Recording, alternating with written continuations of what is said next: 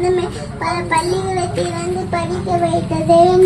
பிறந்தவராம், அகிலம் போட்ட ஓய்ந்தவராம், இறுதி நகரில் உதித்தவராம், மறுமை பிள்ளையில் இருந்தவராம், பையன் மணிமிட வாழ்ந்தவராம், மக்கள் பசியை போக்கியவராம். He opened near the 6,000 school and installed figure in India, struggle for freedom and progress. Man of honor, dignity, integrity and courage. இளைஞரின் மதிய உணவு திட்டத்தை தொடங்கி வைத்தார். Today Kamarajar 121st birthday.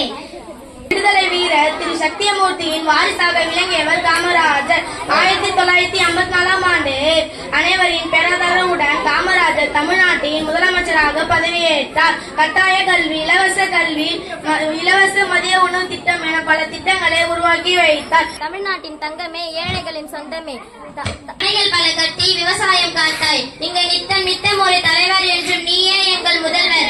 July 1903ஆம் ஆண்டு ஜூலை மாதம் 15ஆம் தேதி விருதுநகரில் பிறந்தார். தந்தையின் பெயர் குமாரசாமி, தாயார் சிவகாமி அம்மையார். 1954ஆம் ஆண்டு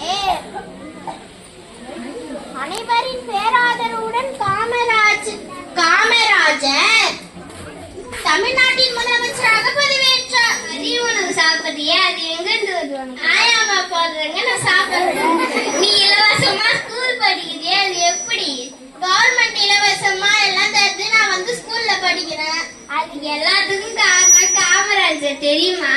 தெரியாது. கட்டாய கல்வி, இலவச மதிய உணவு திட்டம் என பல திட்டங்களை உருவாக்கி வைத்தார் காமராஜர். அப்படியா?